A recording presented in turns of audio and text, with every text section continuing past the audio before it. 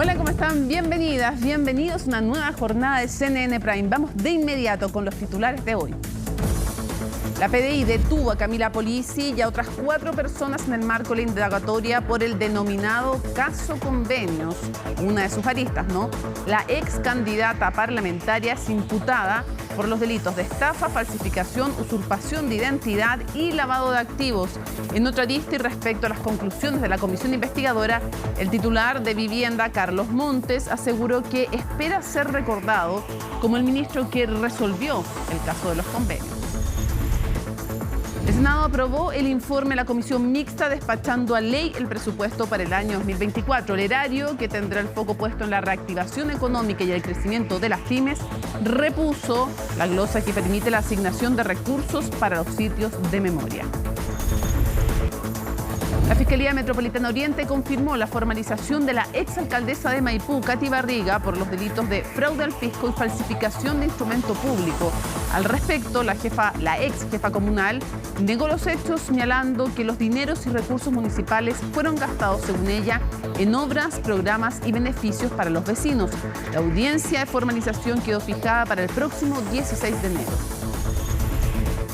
En temas internacionales, Israel y Hamás se acusaron mutuamente de romper el alto al fuego en el norte de Gaza. Tanto el ejército israelí como el grupo palestino apuntaron a su contraparte en el conflicto por su eventual responsabilidad ante lo que califican como incidentes mortales. Todo en medio de la tregua provisoria y tan frágil, ¿no?, que permitió el intercambio de rehenes y prisioneros. Todo esto y mucho más, aquí comienza CNN Prime.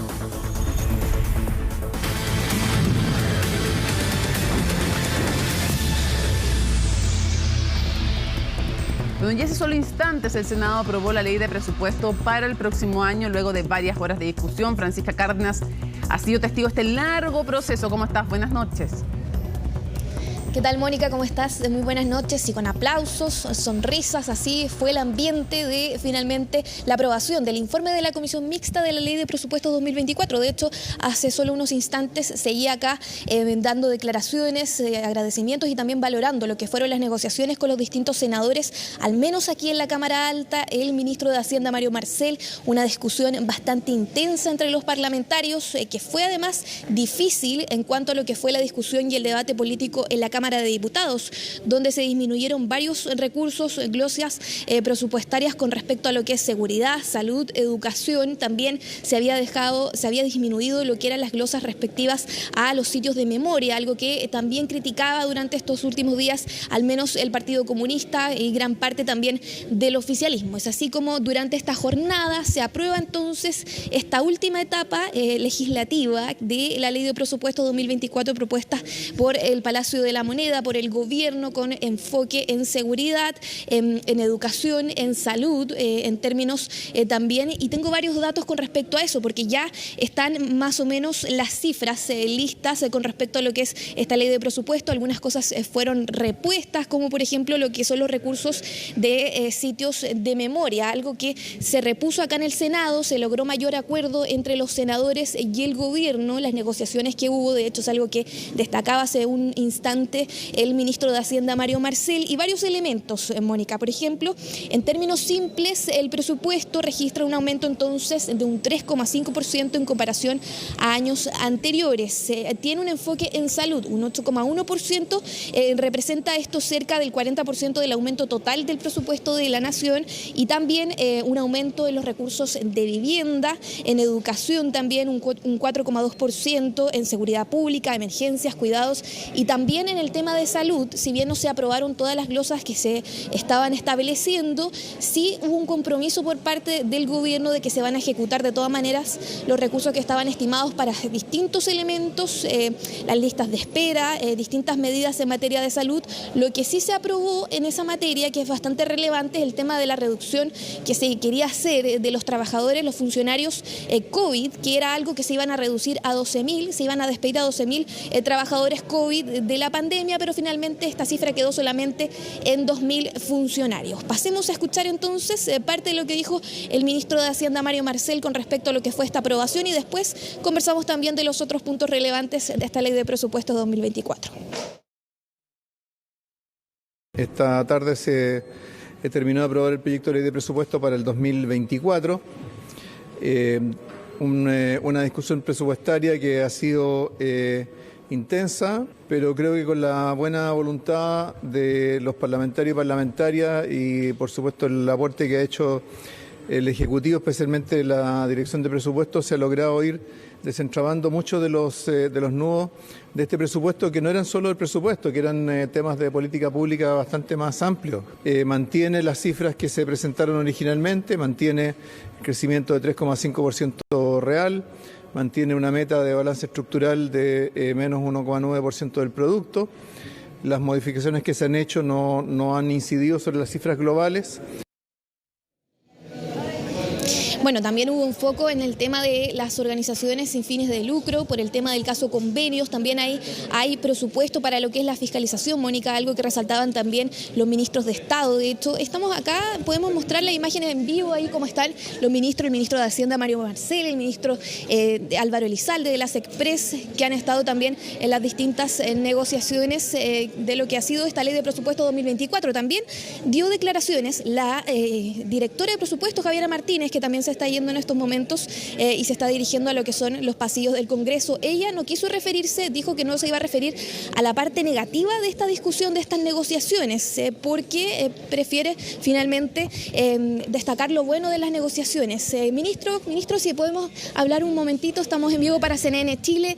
Usted decía que hay que destacar lo bueno de esta discusión de presupuesto. ¿Qué cosas y qué elementos releva finalmente de esta larga discusión? Bueno, el presupuesto, como usted sabe, fue concebido conforme a las necesidades que tiene el país. Por eso hay un aumento significativo en salud, también en el ámbito educacional, en el ámbito de seguridad pública, con el objeto de tener énfasis precisamente en lo que son las necesidades que tiene Chile. En vivienda también hay un aumento significativo y obviamente es un presupuesto que tiene énfasis social y también que está concebido para generar condiciones para una importante reactivación económica. Yo quiero destacar sobre todo que finalmente se llegó a acuerdo en el marco de la comisión mixta para destrabar una serie de diferencias que se establecieron entre ambas cámaras y la disposición de la gran mayoría de los parlamentarios de votar favorablemente el informe de la comisión mixta. Por tanto, se despacha dentro del plazo una ley de presupuesto para el próximo año que da cuenta de las necesidades que tiene el país, conforme también a los recursos que disponemos. Es un presupuesto responsable, un presupuesto que está centrado en las personas y lo más relevante, que otorga los recursos necesarios para impulsar una serie de políticas públicas que nos permitan mejorar la calidad de vida en nuestro país. Y quiero, insisto, valorar la disposición de todas las bancadas que concurrieron con su voto favorable para que esto se aprobara. Por cierto, hay quienes se opusieron, pero hubo una amplia mayoría en ambas cámaras que ratificó el informe de la comisión mixta. Se repusieron algunos elementos también de la Cámara de Diputados, que habían diferencias ahí, y en cuanto también a, por ejemplo, el caso convenios, la fiscalización de las organizaciones sin fines de lucro, ¿hay algo ahí que sea relevante también con respecto a este presupuesto? Bueno, en su momento nosotros señalamos que habían brechas de vulnerabilidad que habían generado espacio propicio para que se produjeran estos hechos que todos condenamos. Y en ese contexto, lo que se hizo con la nueva ley de presupuesto fue, en primer lugar, eliminar una serie de glosas que establecían normas, yo diría, más laxas en la materia y restablecer el principio de concursabilidad, de manera tal que haya plena claridad respecto a quién se le asignan los recursos, cuáles son los requisitos y que haya también transparencia y rendición de cuentas. Por tanto, contamos hoy con una mejor institucionalidad en el marco de la nueva ley de presupuesto. No olvidemos que por muchos años, muchas veces se fueron relajando los controles con el objeto de asegurar que el gasto público llegara con mayor celeridad. Y eso lamentablemente generó esta brecha de vulnerabilidad. Ya se hizo un importante esfuerzo el año pasado para cerrar estas brechas y ahora se hace un esfuerzo adicional, precisamente para que este tipo de casos no vuelvan a repetirse en el futuro. Muchas gracias, ministro de las Express, Álvaro Elizalde, ahí hablando también de lo intenso también que fueron estas negociaciones en cuanto a lo que fue también este informe de la comisión mixta que finalmente fue aprobado. Hubo reacciones también, Mónica, con respecto a los elementos más relevantes de esta ley de presupuesto 2024, con distintos enfoques, como te lo decía, en seguridad, en educación, pero también críticas por parte de la oposición. Escuchemos entonces parte de las reacciones durante esta jornada.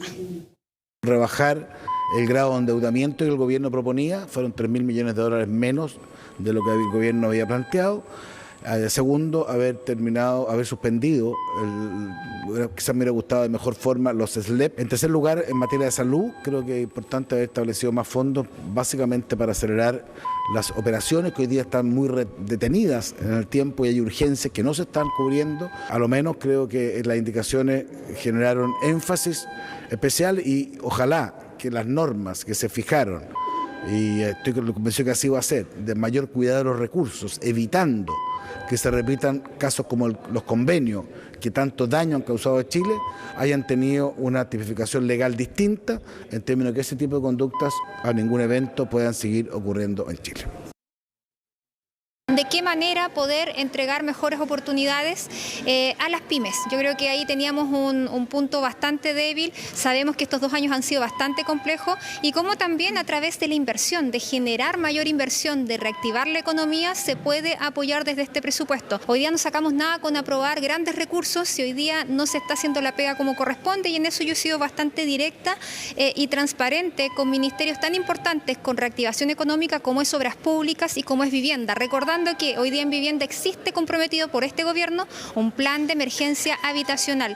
Y por otro lado, Obras Públicas, plan de construcción hospitalaria, planes de mejoramientos de ruta, de conectividad a través de puentes, de viaductos, etcétera, son proyectos que también están al debe hoy en día. Claro, el tema de las pymes también era uno de los nudos, al menos acá entre los senadores. Se decía al menos por parte de la derecha y de la oposición que querían reconstrucción, mayores recursos para las pymes afectadas durante también el estallido social. Pero en términos de cifras, Mónica, también hay hartos elementos interesantes y relevantes de la ley de presupuesto. Por ejemplo, en salud dice aquí que es una alza histórica, que al menos, y dice aquí con más de un billón de recursos adicionales. En vivienda también todavía se busca lo que es finalmente tener recursos para entregar las 260.000 viviendas que finalmente ha prometido y ha comprometido el gobierno en el programa de gobierno de aquí a que termine finalmente la administración del presidente Gabriel Boric. En educación también 597.000 millones respecto del año en curso. En seguridad pública también un 5,7%, emergencias, y también se aprobaron más de 1.000 cambios normativos propuestos con respecto a lo que son el tema de la fiscalización también de recursos que entrega el Estado a distintas organizaciones sin fines de lucro. Así que bueno, eso es parte entonces de lo que ha sido esta jornada. Ayer de hecho también nos quedamos hasta bastante tarde acá en el Senado porque podíamos ver cómo ahí estaban los ministros, el ministro de Hacienda Mario Marcel, el ministro Álvaro Elizalde, haciendo las últimas negociaciones también con los parlamentarios, que no fue tan fácil, al menos en la Cámara de Diputadas y Diputados. Se quedaron hasta bastante tarde negociando y durante esta jornada también culminaron finalmente las negociaciones acá en el Senado. ¿Hay más reacciones? Pasemos a escuchar también. Este es un presupuesto contracíclico que aumenta un 3,5%, que apunta al corazón de los problemas que tienen los chilenos, que tenemos. En este caso, en seguridad, por ejemplo, aumenta un 5,4% el presupuesto de la nación. Aumenta también en salud, para llegar casi a 12.000 pesos en el per cápita y al mismo tiempo para dar cobertura a esos 600.000 trabajadores de la salud que están allí y que son parte de la cobertura. Aumenta también en todo lo que es el fortalecimiento justamente de la pequeña y microempresa. ¿Por qué? Porque va a aumentar a 500.000 el ingreso mínimo y por tanto se inyecta el recurso en seguridad económica para mantener la pequeña y mediana empresa, que es la generadora de empleo, pero pagando sueldos decentes. Claro, los recursos en seguridad también es un tema relevante que también de lo que discutían. Estuvo también en el centro del debate entre los parlamentarios, aumentan un 5,7% para 2024 con un enfoque en fortalecer las policías, las distintas organizaciones e instituciones también respectivas a la seguridad nacional. Así que, bueno, eso es parte entonces, Mónica, del ambiente de esta jornada. Bastante contentos, al menos los ministros, con respecto a lo que fue esta discusión de presupuesto. No fue fácil, dicen algunos, pero finalmente se logró aprobar, al menos en la Cámara Alta, ya en esta etapa final de lo que es esta ley de presupuestos 2024, y se logró despachar finalmente durante esta jornada acá en el Senado. Con un 3,5% de incremento respecto de este año. Muchísimas gracias por toda la información. Buenas noches. Buenas noches. Bueno, hoy fue formalizado el hombre que agredió a un guardia de metro el día de ayer y que provocó desmanes en las instalaciones que fueron evaluados en algo así como 5 millones de pesos. Los violentos hechos que ustedes pueden apreciar, parte de ellos sucedieron ayer en medio de un control anti-evasión, cuando un individuo intentó saltarse los torniquetes en la estación La Cisterna y un guardia le pidió que pagara su pasaje, ¿no? Ante esta solicitud, el imputado reaccionó de forma violenta, agredió al funcionario de metro con los puños e incluso le mordió el nariz, por lo que debió ser reducido por un contingente mayor. Volvemos a las noticias. La Policía de Investigaciones detuvo a Camila Polisi y a otras 4 personas en la lista que involucra a la Fundación ENTI del caso Convenios. En paralelo, el ministro de Vivienda, Carlos Montes, realizó una autocrítica tras darse a conocer el informe de la comisión que investigó las irregularidades de los traspasos de dinero. De ello nos cuenta en su informe Belén Saldías. Convenios no deja de entregar antecedentes, y es que las indagatorias por todas las aristas que se manejan continúan en desarrollo. Fue así como durante las últimas horas se despachó una orden de detención contra Camila Polisi, acusada por presunto mal uso de recursos públicos en la Fundación ENTI, quien finalmente terminó siendo aprehendida. En un trabajo en conjunto con el Ministerio Público, específicamente con la Fiscalía Regional del Biobío, procedimos a la detención de 5 personas ligadas al caso Convenio, específicamente a la Fundación ENTI, en conjunto, ¿no es cierto?, con funcionarios de nuestra Brigada de Delitos Económicos y la Brigada de Lavados de Activos. Además de Camila Polisi, también se detuvo a su expareja Sebastián Polanco y a su hermano Diego Polanco, al ex jefe de gabinete del Gobierno Regional del Biobío, Rodrigo Alarcón, y al ex jefe de la División de Desarrollo Social y Humano, Simón Acuña. A los 3 primeros se les imputarán los delitos de estafa, falsificación de documento oficial, usurpación de identidad y lavado de activos, mientras que los 2 últimos serán acusados por fraude al fisco. Los siguientes pasos son que dentro de las próximas 24 horas y a instrucción del Juzgado de Garantía de Concepción deberemos conocer, ¿no es cierto?, debemos llevarlos a una audiencia, primero de control de detención y luego de formalización. 3 de estas personas, Diego Polanco, Sebastián Polanco y Camila Polisi, son representados por la Defensoría Penal Pública. Esta detención nos parece absolutamente desproporcionada, tomando en consideración que ellos han sido citados a diversas actuaciones del procedimiento, han comparecido a las mismas, tienen domicilios conocidos, los cuales incluso fueron objeto de diligencias investigativas intrusivas. En esta arista se investiga, entre otras cosas, la adjudicación de 250 millones de pesos que tenían como fin el mejoramiento de barrios de Concepción y que habrían sido utilizados para compra de vestuario y salidas a restaurantes, entre otras cosas. El Gobierno Regional del Biobío también reaccionó a estos hechos. El Gobierno Regional del Biobío está comprometido con la transparencia y el apego irrestricto a la legalidad en todos sus actos. Es importante destacar que estos eventos se enmarcan en una investigación en curso y desde nuestro espacio institucional reiteramos el respeto a la investigación del Ministerio Público y la colaboración absoluta con las autoridades competentes para el esclarecimiento de los hechos. Esta es solo una parte de las investigaciones que se están llevando a cabo por el caso Convenios, distintas aristas que deben ser esclarecidas. Por lo mismo es que en la Cámara estaba trabajando una comisión investigadora que finalmente aprobó un informe donde se asignan diversas responsabilidades. Yo quisiera terminar como ministro, no el ministro del caso de los convenios, sino que el ministro que resuelve el caso de los convenios. Y es que precisamente el rol del ministro de Vivienda, Carlos Montes, fue parte de las principales diferencias que debieron enfrentar en la comisión, de atribuirle acciones constitutivas de negligencia inexcusable, finalmente quedó en reprochable inobservancia, puesto que se apuntó a que Montes se debió fiscalizar o ejercer correctamente la dirección en la forma como se gestionaba o ejercían las facultades delegadas. La verdad es que después de la batalla todos somos generales. Mirando hoy día para atrás, obviamente que ese modelo lo debiéramos haber cerrado los forados principales. Y quiero decirle de que la delegación de facultades a los Ceremi se entregó por el ministro del gobierno anterior, porque así es.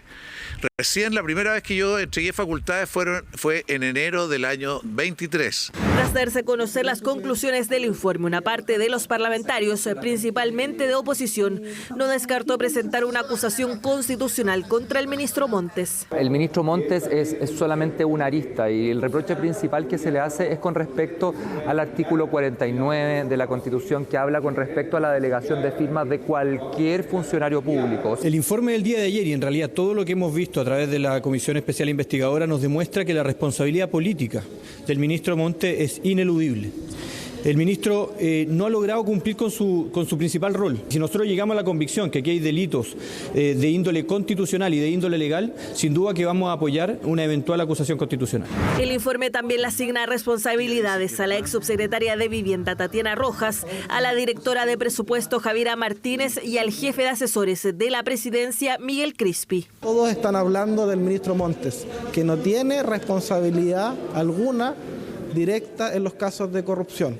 Y todos dejaron de hablar de los responsables directos, que son militantes de Revolución Democrática. Este informe, y lo señalé el día de ayer, lo que genera es una visión partisana de un tema que es mucho más profundo.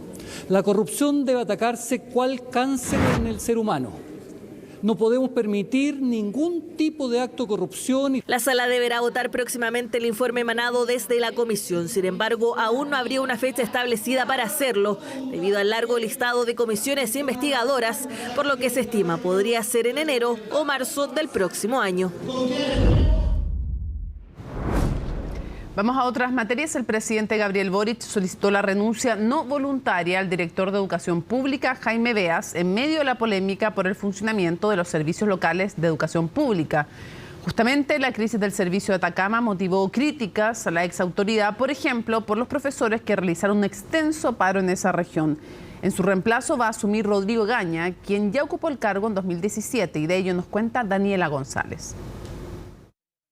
En un proyecto que establecerá una progresiva desmunicipalización, pasando la administración de los colegios a manos de servicios locales de educación. El proyecto de desmunicipalización, hoy tan en la polémica, comenzó en el segundo gobierno de la expresidenta Michelle Bachelet. En 2017 se aprobó y luego debió ser implementado en el mandato del expresidente Sebastián Piñera.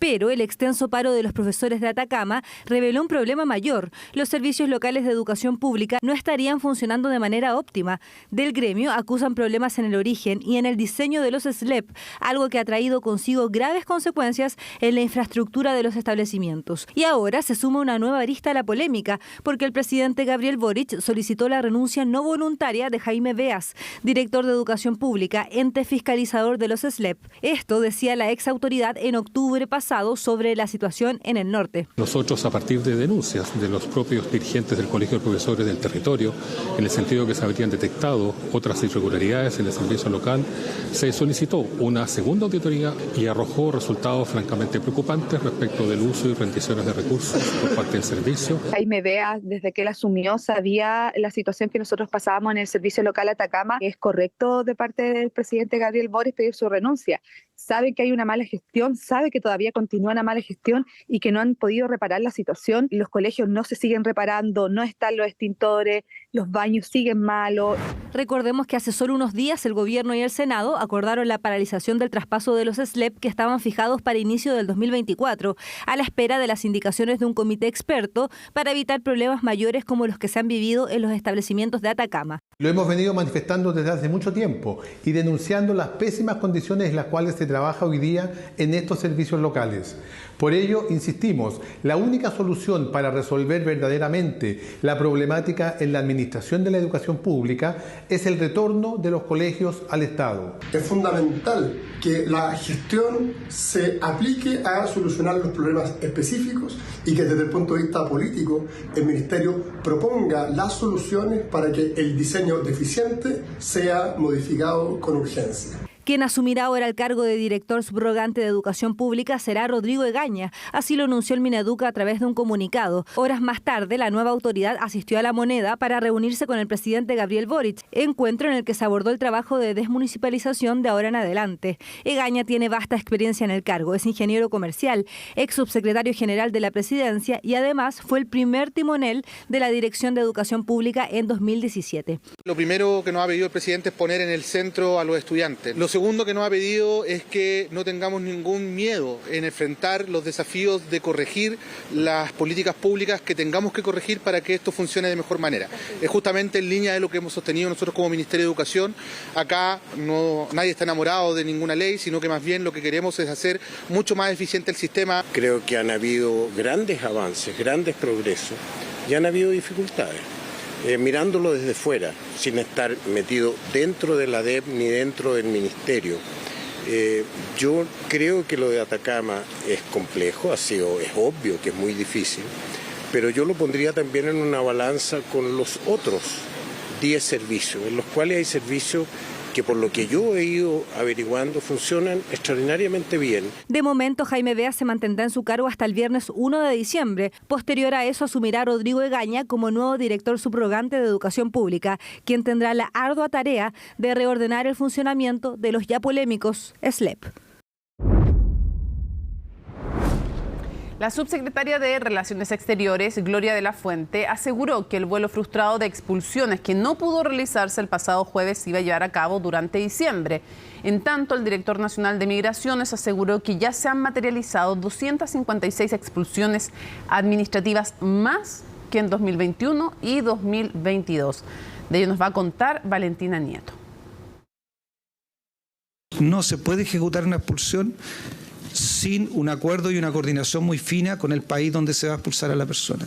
Mientras eso no esté resuelto, vamos a seguir firmando resoluciones de expulsión y vamos a tener severas dificultades para ejecutarlas. Dificultades que hasta ahora no han sido pocas. Primero el fallido vuelo a Venezuela y luego la liberación de 4 migrantes que serían deportados. Le han puesto el camino cuesta arriba no solo al Ministerio del Interior, también a la Cancillería. Y es que las relaciones con Caracas siguen siendo el nudo central. Creo que hemos alcanzado hasta ahora un acercamiento que ha sido paulatino, pero sostenido, que nos permita generar no solamente un vuelo, sino que la posibilidad, ojalá, de programar varios vuelos, que es parte importante de la conversación que hemos ido señalando. Conversación que habría rendido frutos sería entre la segunda y la tercera semana de diciembre, que finalmente podría concretarse el fallido vuelo de expulsión del pasado jueves. Así al menos lo confirmó la subsecretaria de Relaciones Exteriores ante la Comisión de Gobierno Interior. Procesos de deportación que insisten desde el Ejecutivo han ido al alza. Es que hoy, el año 2023, ¿ya?, a noviembre, ¿ya?, tenemos 256 expulsiones administrativas, que es más que las expulsiones que se materializaron administrativas en 2020 y en 2021. Mejoras en las cifras que apuntan desde el gobierno no solo en materia de expulsiones, también en los ingresos irregulares, los que habrían disminuido un 24% entre 2023 y el año anterior, mientras que a noviembre de 2022 se habrían registrado más de 26.000 ingresos por pasos no habilitados. Este año se contabilizan poco más de 20.000, eso sí, con aumentos importantes en el flujo migratorio de algunas zonas fronterizas.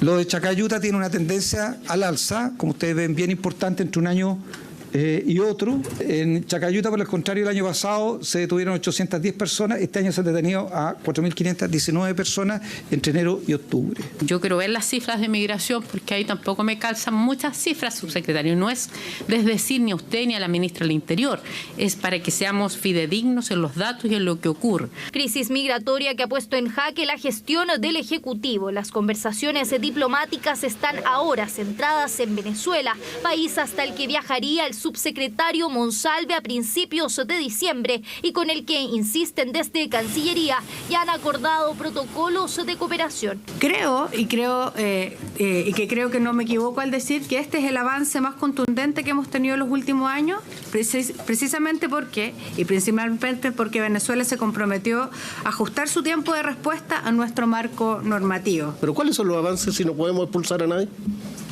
¿Cuál es el avance? ¿Cuál es la gestión que se ha hecho? ¿Por qué no se llama consulta al embajador de Venezuela? Acá, escuchando por su intermedio a la señora subsecretaria, pareciera que tuvieran tiempo, que este problema surge ahora. Tenemos contradicciones la semana pasada respecto del avión.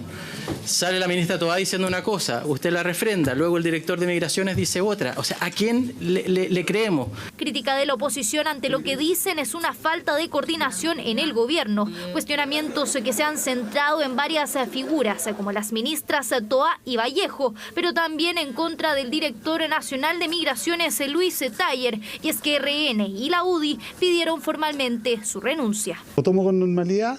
Yo soy una persona que está siendo evaluada, como todos los funcionarios públicos, como todas las autoridades del país, permanentemente por nuestra gestión, y son las autoridades superiores, en mi caso, del Ministerio y de la Presidencia, quienes toman la decisión. ¿Hay descoordinación en esta materia? Migración que continúa poniendo el camino cuesta arriba al Ejecutivo, el que anunció además ingresará un proyecto de ley en las próximas semanas que buscará agilizar las expulsiones tanto administrativas como judiciales.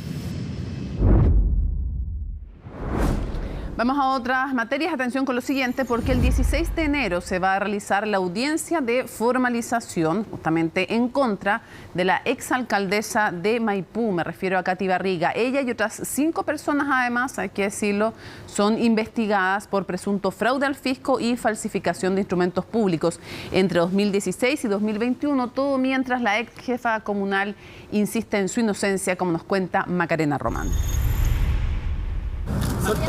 Quería dejar registrado cada momento. Ya saben, las chiquillas en la casa. Así fue la llegada de Katy Barriga a la alcaldía de Maipú en diciembre del 2016. Un mandato al que se puso fin en mayo del 2021, cuando el RD Tomás Bodanovich la venció en las urnas, derrotando a la candidata independiente respaldada por la UDI. Aquí me llevo a mi familia y a la gran familia que fue Maipú, me la llevo a mi corazón. Así se despedía Barriga del municipio, dejando atrás más de 4 años al frente de Maipú, periodo donde pasó de manera bien particular para muchos el estallido social y la pandemia.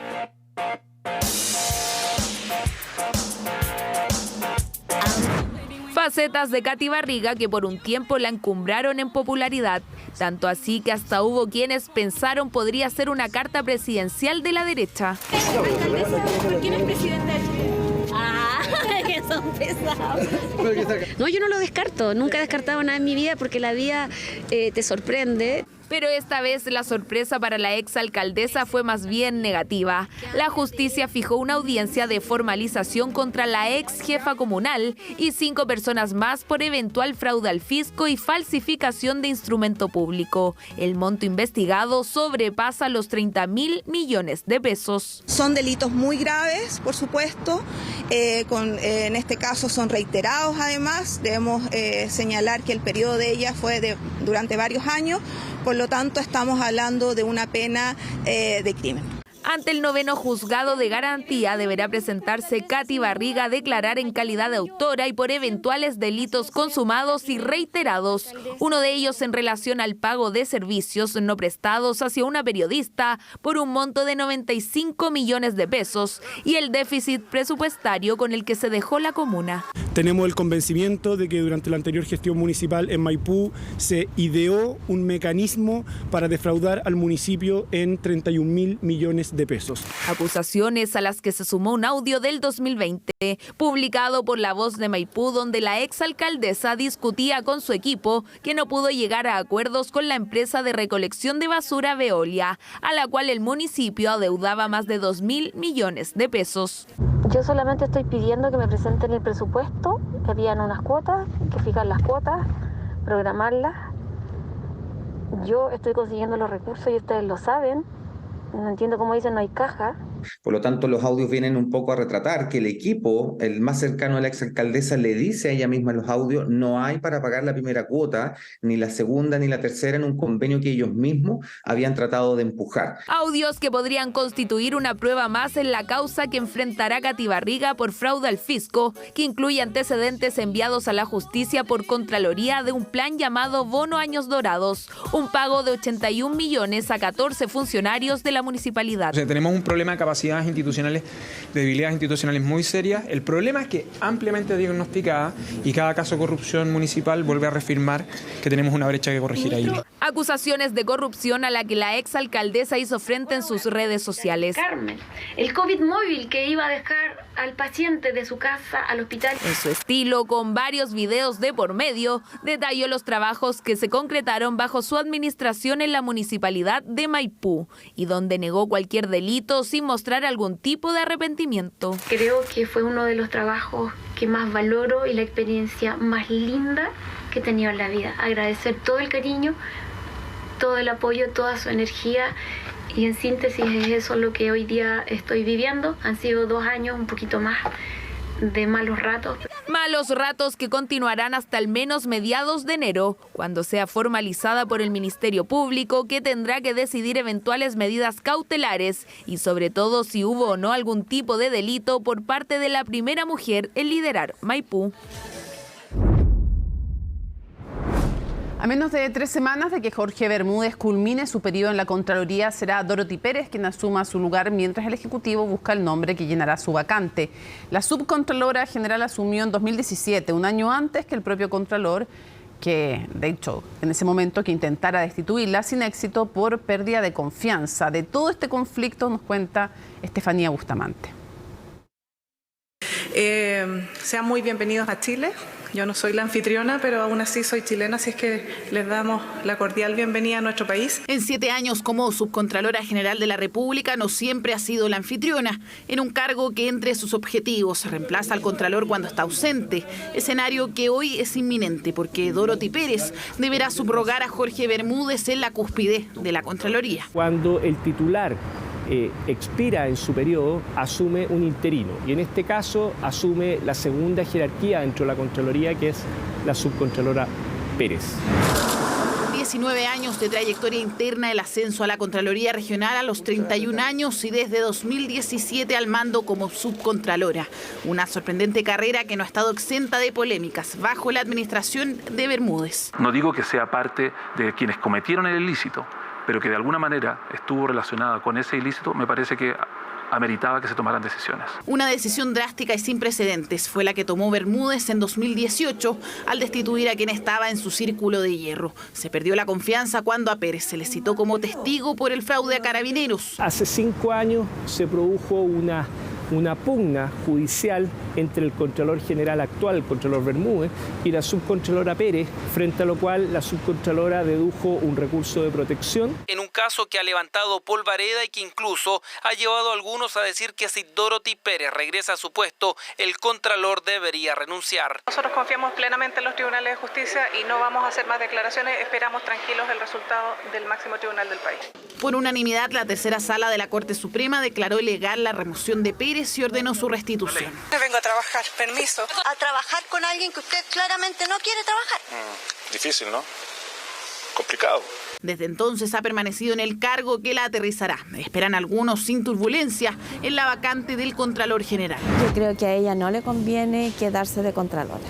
Y en estos momentos, tiene, entre comillas, su situación funcionaria tranquila. Chile necesita una estabilidad, que la Contraloría tenga un titular. Bien lo sabe la vicepresidenta de los funcionarios, con más de 40 años en la Contraloría y varias negociaciones frente a sus ojos, porque para ratificar al Contralor se necesita el Senado y un buen diálogo con el gobierno, a fin de evitar largas vacancias como ha ocurrido en años anteriores. Si cada parlamentario quiere que le den a él un trato preferencial y un trato de una dedicación personalizada, a lo mejor va a haber que hacerlo hacia adelante. 8 años después y la negociación vuelve a ser compleja, más aún cuando el nuevo Contralor o Contralora deberá enfrentar las indagatorias administrativas por casos de corrupción. Si hay una vacancia depende de los hechos, el Contralor jugó un rol importante en muchas cosas en este tiempo, pero la verdad es que yo creo que en general los Contralores no les es fácil hacer lo que tienen que hacer y espero que para el futuro Chile tenga un buen Contralor. Algo muy complejo podría a lo mejor dilatarse un tiempo en vez de salir más rápido. ¿Puede ser, por ejemplo, los casos de corrupción que se están investigando administrativamente? ¿Sería uno? Podría ser uno de los casos más complejos. Casos que esperan en la Contraloría puedan contar con un titular al mando. De eso dependerá que el Ejecutivo pueda, en un tiempo acotado, entregar su propuesta al Senado. En el intertanto, será Dorothy Pérez quien quedará al mando. Y les dejo el objetivo de nuestra institución, que es el cuidado y buen uso de los recursos públicos. Muchas gracias. En medio del debate por la reforma previsional, un estudio de la Universidad Católica reveló que las tasas de reemplazo, es decir, el monto de la jubilación comparado con el promedio de las remuneraciones, han sido subestimadas de manera significativa, mientras los creadores del sondeo entregan una mayor injerencia a la PGU, a la Pensión Garantizada Universal, y proponen una nueva metodología.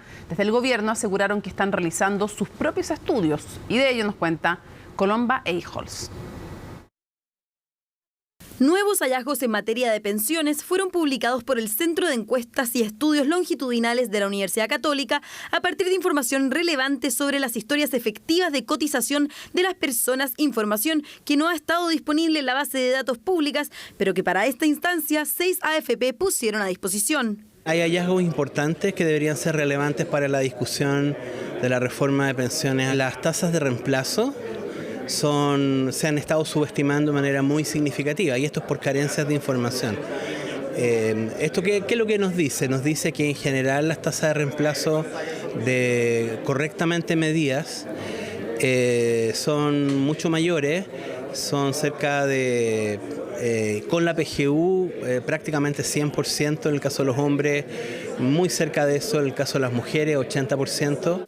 Los ejemplos son varios. En el caso de un hombre que lleva de 0 a 5 años cotizando, su tasa de reemplazo llegaría a 1.588%. Si ha cotizado de 10 a 15 años, esta sería de 202%.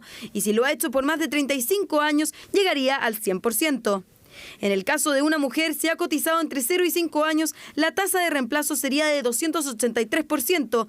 Si lo ha hecho entre 10 y 15 años, sería de un 31%. Y finalmente, si cotizó por más de 35 años, alcanzaría un 64%. Vale decir que estos ejemplos consideran la PGU y la pensión autofinanciada. Para algunos, la tasa de reemplazo solamente debería considerar el monto de pensión, el monto de remuneración vigente al momento de tomar la decisión de pasar al sector pasivo. Sin embargo, para otros, como el señor Bravo, se debería considerar el impacto que debe tener sobre el promedio o la totalidad de remuneraciones que ha tenido esta persona durante toda su vida laboral. El estudio indica que la pensión garantizada universal vino a mejorar de manera significativa las jubilaciones de los pensionados actuales, y además que las pensiones autofinanciadas representan una proporción bastante correcta de lo que fueron los ahorros, lo que quiere decir que si las pensiones son bajas, tiene que ver con las lagunas previsionales y la informalidad laboral. Hay que apuntar a esos factores, ese es el diagnóstico, esas son las causas. O sea, 1 de cada 3 personas que trabajan y que reciben ingresos no cotizan. Entonces, ¿qué pasa con eso? ¿Por qué tienen estas lagunas las personas? ¿Por qué tienen que, principalmente mujeres, tener que salir del mercado laboral formal al informal? ¿Por qué ocurren estas cosas? ¿Qué está ocurriendo? Que los jóvenes, los inmigrantes, los mayores tienen informalidad. A su vez, la investigación dio a conocer que los más afectados por el sistema actual serían los jóvenes y pensionados que jubilarán en 20 años más. Porque ellos van a sufrir el efecto de los retiros, ¿cierto? Recordemos que se hicieron 3 retiros muy fuertes, entonces los que se retiran en los próximos 20 años van a tener tasas de reemplazo menores que los actuales. Entonces, por eso urge una reforma de pensiones que aumente el ahorro. Por su parte, el oficialismo destaca que estarían realizando estudios en la materia para una mayor profundización del tema.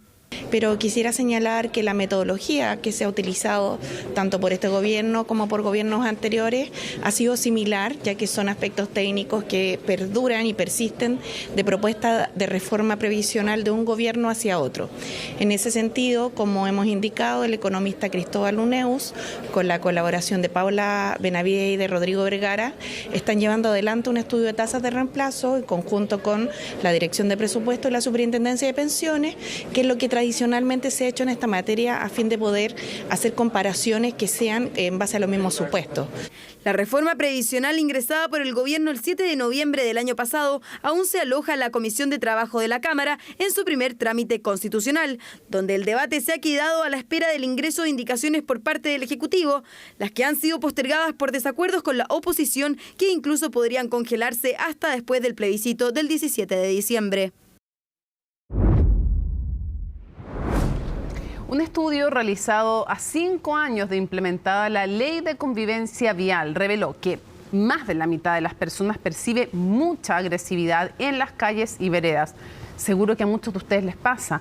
A los conflictos comunes entre automovilistas y ciclistas se suman ahora los roces entre estos últimos y los peatones, como nos cuenta Pablo Figueroa. Imágenes comunes en Santiago. Es que estas situaciones marcan la cotidianidad en cuanto a temas de convivencia vial. Así lo evidenció un nuevo estudio, el cual no se enfocó en los históricos conflictos entre automovilistas y ciclistas, sino en la relación de estos últimos con los peatones. Cada año fallecen cerca de 2.000 personas en nuestras vías. 2.000 personas que fallecen en vehículos, 2.000 personas que a veces fallecen en motocicletas, peatones. Uno de los esfuerzos que hacemos para poder mejorar la seguridad vial es la fiscalización. Usuarios vulnerables, más vulnerables son los peatones, ciclistas y motociclistas. Hemos efectivamente reducido aproximadamente en un 10%, ¿cierto?, los siniestros viales con ciclistas. La encuesta de convivencia y seguridad vial Ash Datavoz entrevistó a 1.102 personas de las 16 regiones del país y entrega datos como que el 85% de las personas considera riesgoso caminar distraído o andar en bicicleta sin casco. En general, la percepción del riesgo es correcta. La gente identifica y sabe lo que son las conductas de riesgo, sabe lo que debe hacer y sabe lo que no debe hacer. En el estudio se evidenció que existe una desconexión entre lo que se percibe como riesgoso y las acciones que se realizan en la vía pública. Así como andar sin casco y caminar distraído es considerado muy riesgoso por la mayoría de las personas, a la vez, el 40% admitió caminar con descuido en el espacio vial, mientras el 32% aseguró que era nada frecuente ver ciclistas con casco. Entonces, ¿cómo lo explicamos? El efecto rebaño influye muchísimo en la conducta, es decir, cómo nosotros vamos observando cómo se comporta el resto, vamos a tratar de imitar esa conducta. Es decir, por ejemplo, si todas las personas cruzan en un paso indebido, nosotros vamos a tender a cruzar en ese paso indebido. Necesitamos diseñar y poner en marcha procesos de educación y de reeducación de todos los actores. Además, un 59% de los encuestados asegura percibir mucha agresividad, mientras un 53% admitió cruzar en zonas no autorizadas.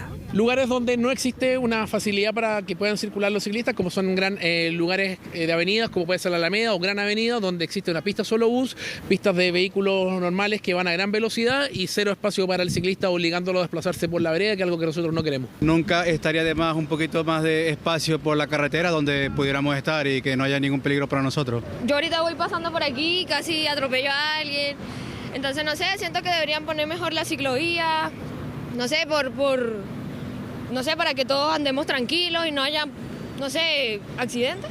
Muy fuerte, y lo que pasa es que yo, ahora en septiembre, un gallo iba con el celular y con gafas en la bicicleta. Me pasó a llegar allá en la esquina y venía con mi carro trabajando. Se llegó a caer el compadre. ¿Cómo se arregla esto? ¿Educación? ¿Más ciclovía? No, yo creo que más de ciclovía. Es un problema, ¿no? Claro, es un problema aquí en el centro. Así como está empeorando la convivencia vial, recordemos que la agresividad es una conducta inherente al ser humano.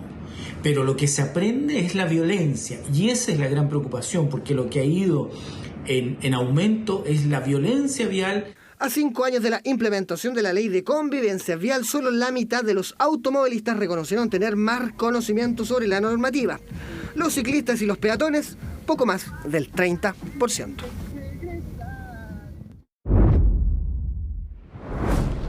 Bueno, más del 50% de los chilenos siente desconfianza o temor ante la inteligencia artificial. Datos que nos entrega una nueva encuesta, una nueva medición que analizó la percepción y también las preocupaciones que genera esta tecnología. Francisco Verdejo nos cuenta más. Yo creo que hay que ir paso a paso porque el desarrollo muy acelerado sí puede traer algún riesgo futuro que no sabemos. Obviamente están los resquemores de posibles usos a futuro que se puedan usar políticamente incorrectos. Que hay mucha gente que la utiliza de mala manera, la termina usando como un sustituto y no como una herramienta. Preocupación, desconocimiento, temor y ansiedad son algunas de las sensaciones que tienen los chilenos y chilenas frente a la inteligencia artificial. Datos que entrega una nueva encuesta con participación en todas las regiones del país. Información personal, pérdida de puestos de trabajo y discriminación racial son las principales inquietudes. En ninguno de los distintos temas que nosotros preguntamos encontramos niveles bajos o gente que sencillamente no le preocupara, sino que por lo general la mitad o más de la mitad está mostrando algún tipo de inquietud o incertidumbre en relación a estos temas. 3 de cada 5 chilenos efectivamente siente temor o siente ansiedad por el desarrollo de esta tecnología, mientras que 1 de cada 5 chilenos dice: yo no siento ningún temor, sino que me gusta el desarrollo de esta tecnología. Con 1.100 encuestados que participaron de la muestra, en la que más de la mitad de ellos no se siente para nada familiarizado con esta tecnología, tampoco tienen un consenso claro de qué es la inteligencia artificial. Desconocimiento que, según los especialistas, es el principal causante de temor. Y que claro, y que eso tiene mucho que ver con no saber exactamente cómo operan, o bien no saber quién opera o qué instituciones están detrás de esto, si son empresas, si es el gobierno, en fin, digamos. Es algo muy normal en el ser humano de cuando hay herramientas nuevas que están a disposición, de tener esas inquietudes. A nivel mundial, Chile es el segundo país con mayor desconfianza ante esta herramienta, seguido de Luxemburgo y Croacia, y solo superado por Portugal. Preocupación donde la información toma un rol clave. Es importante de que la gente vaya conociendo de que hay herramientas que nos permiten abordar todas estas tecnologías de una manera muy gobernada. Y en la medida que las personas estén mejor informadas, tengan mayores niveles de conocimiento, van a poder actuar y utilizarla de manera más responsable, más crítica. Cifras que se conocen cuando se cumple tan solo un año del lanzamiento de ChatGPT, herramienta con hitos como aprobar exámenes de medicina o pruebas espaciales, pero también críticas por el uso y manejo de datos personales. No solo ChatGPT, sino que múltiples sistemas de lenguaje, una gran cantidad de aplicaciones que están siendo usadas por las personas y que están viendo que desempeñan algunas funciones que son propias de los seres humanos. La masificación de ChatGPT o de herramientas de generación de imágenes. Entonces con ChatGPT, por decirlo así, se transparenta la existencia de estas tecnologías avanzadas. Desarrollo que, según especialistas, debe venir acompañados de regulaciones y marcos éticos para un tema que cada vez preocupa y genera más interés. Termina CNN Prime, viene CNN Tiempo y luego, por supuesto, es momento de Futuro 360 como cada martes. Martes 28 de noviembre, así estuvo nuestro país y el mundo. Somos CNN Chile. Buenas noches.